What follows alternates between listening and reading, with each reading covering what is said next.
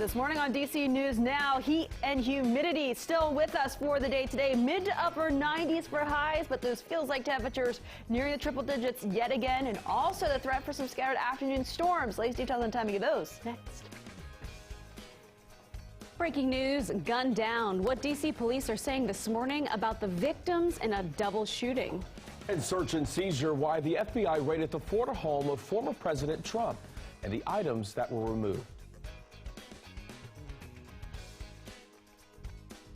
This year, we are trying something new by working to make our transitions for our kindergarten, 6th grade, and 9th grade students a little easier by introducing a non-instructional transition day specifically for these students.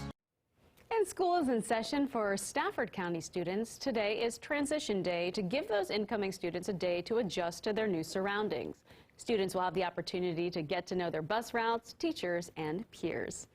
It is now 8 o'clock on this Tuesday morning. Thanks for joining us. I'm Tanaya Wright. And I'm Corey James. It's a busy Tuesday morning across the DMV. We're watching the roads and, of course, the weather, too. But first, happening now, cleanup is underway in Prince George's County after flash floods damaged parts of Riverdale Park. Heavy flooding made it difficult for drivers to get home last night, and you can see why just in this video here. But meteorologist Jackie Layer is tracking today's forecast and another round of rain that is moving into the region this week. Good morning, Jackie. Yeah, good morning, Corey. We'll likely see some scattered afternoon thunderstorms yet again today. Some of these could be on the heavier side, but tomorrow those showers and storms will likely be more widespread as a cold front continues to push its way into the region from the north and west. But I just want to recap yesterday's storms. Now, this one that did spark the flash flooding video that you just saw on your screen not too long ago, right around East Riverdale and Landover Hills. We did see this trailing storm with heavy downpours really hitting that area within, say, an hour time frame. We were talking about 2.5 to almost 3 inches of rainfall. Very heavy rain in such a short period of time, leading to that flash flooding yesterday afternoon in Prince George's County. Radar, though, out there right now. It is dry to kick off your Tuesday morning, so really a great time now to head outside, maybe go for that morning walk, that morning jog, or maybe that morning bike ride ahead of that morning commute. But today's setup, though, later on this afternoon, that's when we'll see some scattered afternoon storms and also that heat and humidity still building in ahead of that cold front. Heat advisory has been issued east of D.C. Heat index could be up to 105 at times, but most of the area will likely see those heat index values nearing 100 at times. Temperatures now 70, so right around 80. More details on the rest of that 8-day forecast coming up. Right now, toss it over to Katie Reed with the very latest on traffic. How's it looking out there right now? Good morning, Jackie, and good morning to our viewers. So the only place that we're really seeing a little bit of trouble is, that beltway that's the same old, but there is an accident down there in Prince George's County. There was an accident this morning. It has closed down Maryland 210. It's closed from Palmer Road to Old Fort Road, and as you can see, all around this area, all those alternate routes are looking pretty backed up this morning, so make sure you're giving yourself a little extra wiggle room this morning. Looking around our Northern Virginia coverage area, though, we only got little pockets of traffic, and then there is one incident we want to get to real quickly. This one's on I-66 eastbound. It's a crash at exit 47, all those down there, so make sure that you are aware of that and make sure you're potentially avoiding 29, which would be the alternate route. Guys?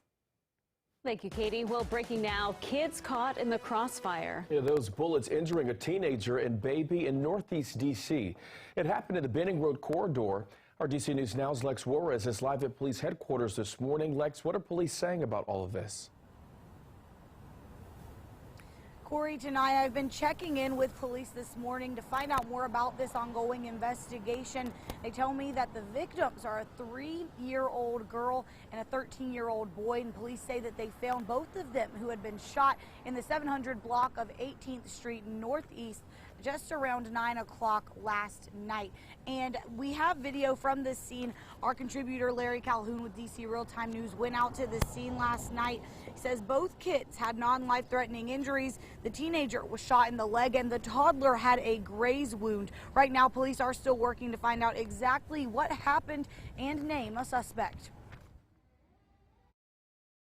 And I ask anybody with information, whether they saw it, heard it, please call our Command Information Center at 202-727-9099, or you can text tip us at 50411.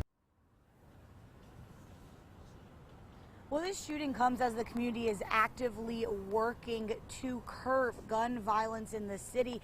And gun violence that affects children is a driving force of getting more community members out and active in this fight against gun violence. Looking at current police data, they say it shows that there has been 117 more violent crimes with guns this year than at this time last year. And overall, violent crime is up 3% in the city. Live in Washington, Lex Juarez, DC News Now. And hopefully start to see those numbers go down. Thanks so much, Lex. Breaking overnight, the investigation intensifies. This morning, former President Donald Trump is condemning the FBI after agents raided his home in Florida. That search, authorities say, is part of an investigation into how classified White House documents made it to the former president's house. Now, Trump called out the FBI in a statement claiming he had already been working with government agencies on the investigation, saying, quote, "This unannounced raid on my home was not necessary or appropriate. It is prosecutorial misconduct, the weaponization of the justice system, and an attack by radical left Democrats who desperately do not want me to run for president in 2024. These new photos show Secret Service agents standing with guns outside the former president's Mar-a-Lago home last night.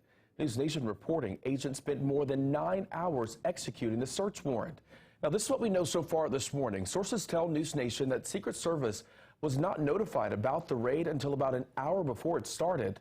Those sources also say the FBI only took documents specifically related to the search warrant. This all happening while the president was in New York. Ian, let's cross.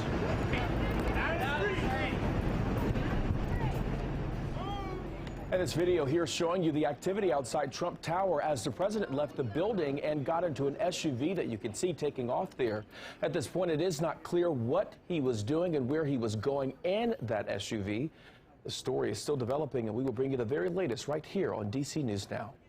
And employees of the D.C. Public Library are honoring an officer. They gathered to remember Special Officer Marissa Mayon. She was shot and killed during a police training exercise last week. Last night, branch managers, fellow library officers, and other staff members lit candles and laid flowers outside of the Anacostia Library.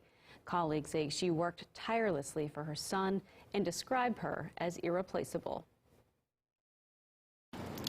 Her contagious smile, even with the mask, you could see the smile in her eye, just that gleam. And that's hard to think you won't see it again. Retired MPD Lieutenant Jesse Port was running that exercise. He's accused of firing his gun, hitting her. Port is now charged with involuntary manslaughter. Your time right now is 8:06. We're following some breaking news in Prince George's County. A child is in the hospital after being struck by a vehicle. A woman was also hit. This happening last night on Indian Head Highway and South Capitol Street close to the D.C.-Maryland border. There's no word yet this morning on the extent of their injuries. This morning, an off-duty Arlington police officer is on unpaid leave. This after allegedly assaulting a woman. Arlington County Police tell DC News Now 34-year-old William Hahn is facing multiple charges, including destruction of property. According to the department, Hahn and the victim got into an argument after leaving a nightclub. Officers say Hahn physically assaulted the victim and then broke her phone. He joined the department in June of 2020. Anyone with additional information on what happened should contact police. Happening today, Shantiri Weems, the woman charged with shooting her husband at a D.C. hotel, is expected before a judge. Now, she was last in court on July 29th for her preliminary hearing. A D.C. judge decided she was a danger to the public and could not be released on bail. Her lawyer says he must now convince a judge or jury that Weems was acting in self-defense when she shot her husband. That shooting happened while she was confronting him over allegations that he was molesting children who were in her care. Since her last court date, her husband, James Weems, has also been arrested. He's charged with 13 sex crimes against at least 3 children and is being held without bond. Also happening today, Metro Rail safety commissioners are meeting this afternoon at 12:30. They're expected to talk about the plan to bring back the 7000 series trains. They will also discuss safety certification activities for Phase 2 of the Silver Line project to Dulles. Anyone can attend the virtual meeting or watch it on a live stream. Your time right now is 8:08. New this morning, we're hearing from John Travolta on the death of his Grease co-star, Olivia Newton-John. Travolta wrote on his Instagram page, "My dearest Olivia, you made all of our lives so much better. Your impact was incredible. I love you so much." Olivia Newton-John, best known for her role on Grease, died yesterday at her ranch in Southern California. The pop singer and actress was surrounded by family and friends. Summer days drifting away to a summer night.